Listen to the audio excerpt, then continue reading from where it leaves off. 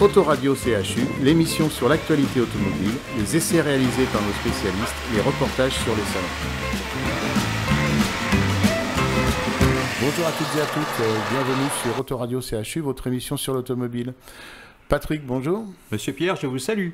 Monsieur Pierre à la technique, bonjour. Il lève la main, il ne veut pas causer, Pierre. Alors aujourd'hui, on va parler d'une petite bombinette, on va dire. La Twingo qui se part d'une finition GT. Oui. T'attends que je réagisse, 110 Pierre, chevaux. Oh. 110 chevaux. Ouais. Voilà. Oui. Avec une boîte manuelle. Donc, ce qui est un peu dommage, c'est qu'ils ont quand même mis Renault Sport dessus. Ça, ils auraient pu éviter, franchement. Ils auraient pu éviter parce que c'est pas une Renault Sport, non, hélas, 100 fois hélas. C'est même pas une Sport du tout, d'ailleurs. Voilà. Et encore moins une GT. Donc, le petit moteur de 898 cm3 est porté à 110 chevaux pour 170 Nm de couple. Alors, cette voiture, bon, elle est orange, avec il y a une petite décoration de carrosserie, il y a tout ça.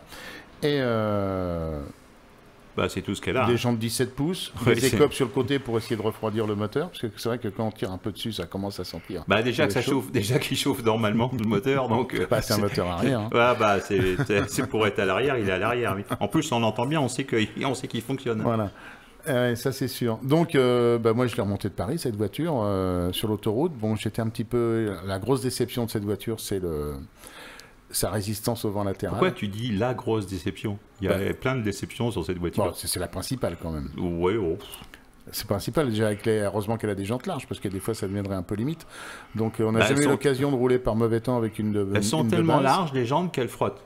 Faut faire attention sur les trottoirs. Ah oui, c'est vrai, les jantes dépassent des pneus. Ah oui. Ça, c'est vrai que c'est un autre défaut. Bah, tu vois qu'il y en a... Non, mais c'est l'intérêt de... Pierre, il faut quand même rappeler à nos auditeurs que la différence entre nous et les autres, c'est que nous, on essaye vraiment les voitures déjà. Ça, c'est le premier coup. Certains les essayent aussi, mais pas tous. Et deuxièmement, nous, on les essaye sur le terme. C'est-à-dire qu'on les prend, en principe, au moins 8 à 15 jours. Donc, ça nous permet de voir cette petite chose. De tout voir. Et donc là, c'est vrai que côté jante, on s'aperçoit que, ah oui, tiens, la jante dépasse du pneu, ce qui est rare. C'est joli, ça a de la gueule, mais c'est vrai que c'est hyper... Oui, surtout au prix de la jante. Et donc, et comme elles sont travaillées, usinées, etc., c'est vrai que... Peintes. Donc là, on perd vite la peinture. Voilà, donc elles sont belles quand elles sont neuves. À l'usage, c'est un peu plus. Et tu parlais quand même sur l'autoroute. C'est vrai que ça me fait penser... Tu sais, les voitures sans permis, quand on croise un camion, je veux dire, on a l'impression de changer de fil. Et bien là, ça fait un peu pareil. Ah, c'est vrai que c'est impressionnant. C'est impressionnant, c'est-à-dire que je ne sais pas pourquoi elle est haute, c'est vrai, mais alors le courant d'air que fait le passage à côté d'un camion, ça suffit pour la faire bouger. Et là, elle bouge. Hein. Mais elle bouge, ouais. Et c'est quand il y a du vent, c'est encore pire. Hein. C'est impressionnant. Vent latéral ou camion, attention, danger. Oui, et puis alors le bruit. Mais elle est affreuse cette auto. Et à la sonorisation, c'était une option ou quoi? Ah bah, le pire, c'est quand on roule à 90 en 90, 100, 110. Non, mais à 90 en cinquième, c'est infernal. Ça tire trop long, il y a une résonance dans la voiture, il faut rouler en quatrième, quoi, en fait. Là, le moteur reprend des tours et c'est plus bruyant. Non. Et alors, ce que j'ai beaucoup apprécié, moi, c'est la planche de bord GT. Ouais, il n'y a pas de contour, il n'y a pas de... Bah, il n'y a rien. Il n'y a pas de pression, il n'y a rien, c'est le tableau de bord de base de la voiture de base, quoi. Eh ben dis donc, ça fait pas beaucoup d'avantages, ça? Bah non, pour l'instant, non. Hein? Pour l'instant, non. À part la couleur orange et les écopes? À part la petite gueule sympa. Les écopes, c'est sympa. Les écopes, c'est sympa. Ah, la petite gueule extérieurement, elle est sympa, quoi. Je veux dire, moi, j'aime bien cette voiture parce qu'elle a un petit look sympa et elle se dépareille des autres et c'est ce qui m'intéresse dans l'automobile. Le seul avantage de cette voiture, à mon avis, c'est quand même sa maniabilité grâce à... Et là, pour une fois, le moteur arrière, il a un petit avantage. C'est vrai qu'elle braque en 6 mètres et qu'elle, je sais plus quoi, donc... ça, c'est un truc de fou. Ça, c'est super. Pour faire demi-tour. Ça même surprend. Ça surprend, mais attention, parce que les autres braquent pas si vite. Et donc, il faut faire gaffe. Et attention que... Non, c'est bon, Pierre. Il faut faire gaffe. Donc, c'est vrai que, bon, par contre, comme elle est haute, on n'a pas l'impression de vitesse dans cette voiture. Mais c'est vrai qu'elle est très véloce. Ouais. Le moteur monte bien dans les tours. Ah bah pour monter, il monte. Ah ça c'est clair. Et en plus on entend bien, donc c'est non bien. Mais hormis ça, on va parler de la conduite sportive qu'on peut faire avec cette voiture, parce que c'est comme une GT, c'est fait pour faire de la conduite sportive. C'est quand même quelque chose qui avance bien. Ouais, ça marche. Sur les petites routes de campagne, là, c'est rigolo. Ça passe partout, c'est vif, ça tient bien la route. Enfin, on n'a pas l'impression de vitesse parce qu'on est en hauteur. Quand on regarde le compteur, on voit que ça roule quand même pas mal. Et voilà, quoi, c'est joueur. C'est très, très joueur comme voiture. C'est ce qu'on attend de cette voiture. J'aurais bien voulu l'essayer sur piste, moi. Ça aurait pu être très sympa, je pense.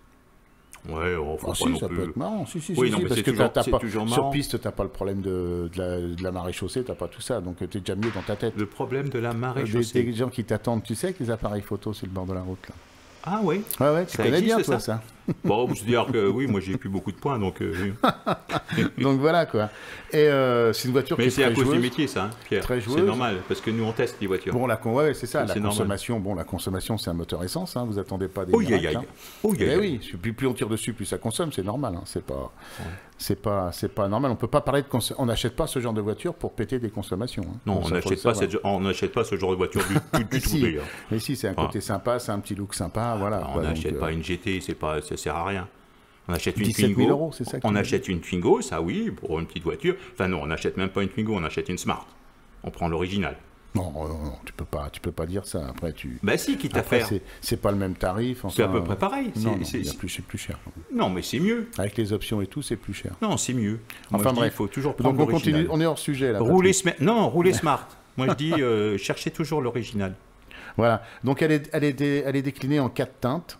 Il y a le orange piment, là, c'est celui qu'on avait, gris lunaire, ça c'est à la mode le gris, hein. Tu sais, oui, ça c'est bien ça. Noir profond et blanc glacier. Voilà, ça fait trois tristounets pour une voiture. 3 couleurs à virer déjà, voilà. Orange piment c'est le mieux. De toute façon on voit que celle-là sur la route. Hein. Bah, c'est normal. Enfin oui, pour le peu qu'on voit, c'est vrai qu'elles sont oranges, oui. C'est vrai qu'on s'amusait à faire une petite expérience l'autre jour dans la radio, là, sur l'autoroute, de regarder les teintes des voitures. Oui. C'est quelque chose d'ahurissant. C'est blanc clair, blanc foncé, noir, gris clair, gris foncé et noir. Noir, gris et blanc, voilà. De temps en temps, il y a une voiture pouf qui apparaît. Merde, il y a des teintes sympas quand même. Pourquoi tout le monde se met à acheter des voitures noires et grises? Mais parce que les concessionnaires les vendent noir et gris. Quelle tristesse. Bah oui, je sais. Quelle tristesse. Alors là, il y a un petit orange piment. Si vous voulez acheter une Twingo GT, c'est dans cette couleur-là qu'il faut. Ouais, mais évitez de l'acheter quand même. Mais non, faut pas l'écouter. C'est quand même une voiture sympa qui est agréable à conduire. Vous serez déçus. Ah bah ça, que les gens soient déçus. Ah bah alors, moi je dis, l'achetez pas. Et le truc, c'est que ça roule quand même. D'autant plus que vous allez la garder un bout de temps, parce que pour la revendre, bonjour. Ah bah maintenant, c'est un peu le problème de toutes les voitures. Hein. Eh oui, non, mais je veux dire, voilà, moi je suis pas là pour dire... non, puis... On va revenir encore, on va faire les vieux qui radotent, mais on vient encore sur la nouvelle mode de vente de voitures, où c'est temps par mois. À un moment, il faut se poser la question, est-ce que ça vaut le coup d'acheter une voiture qui est plus sous garantie, en occasion, ou on va payer un crédit le même prix? Quand on regarde le tarif, tu le disais tout à l'heure, c'est quand même 17 000 €. Ah, 17 000 €. 17 000 € pour une Twingo, attendez, ça va, c'est bon. Ouais, mais ils vont t'annoncer combien? Ils vont t'annoncer combien par mois? Ils vont t'annoncer un petit chiffre par mois? Non, mais je veux dire, vous ne faites pas avoir, parce que ce ne sera pas de kilomètres, on va vous coller des kilomètres supplémentaires à l'arrivée, on va vous coller une visite générale rayure, avec la rayure, etc. Et puis donc, ça à l'arrivée, ça vous fait une belle châtaigne. Méfiez-vous. Et puis de toute manière, roulez diesel. Ouais. C'est tout, rouler diesel. Moi, je le dis. Je dis aux gens, je suis contre nature, d'accord. Je dis, roulez diesel et conservez vos moteurs diesel. Vous ne faites pas avoir avec des reprises par le concessionnaire en vous disant, oui, mais vous comprenez, vous êtes avec un diesel, ça ne vaut plus rien. Si, ça vaut encore de l'argent. Ça vaut de l'or encore un diesel. Et c'est encore économique. Sachez que vous doublez la consommation si vous passez en essence pratiquement. Ah oui. Et puis non seulement on double la consommation. En consommation réelle, hein, nous, ce qu'on fait sur la route. Non, bien sûr. Pour l'autoroute, on met au régulateur. On a fait quoi, 7 litres ou 7 litres et demi 7 litres dans les 7 litres et demi, c'est ça, oui. comme ça. Ouais. Donc, oui. Mais t'achètes pas ce genre de voiture pour regarder la conso. Ah oui, mais bon, aujourd'hui, quand on fait le plein... C'est comme celui qui achète une Mégane RS et puis qui dit j'achète ça pour pas consommer. Non, tu t'es gouré de cible. T'es gentil, monsieur Pierre, tu confonds pas la Mégane RS avec la Twingo GT. Je veux dire, la Mégane RS, c'est vraiment une voiture, quoi. Ah bah ça, c'est sûr. Bon, la Twingo GT, c'est une horreur. Voilà. Donc voilà, c'est dommage de l'avoir badgé RS. Oui, il fallait pas la badger du tout, d'ailleurs. Non, rien.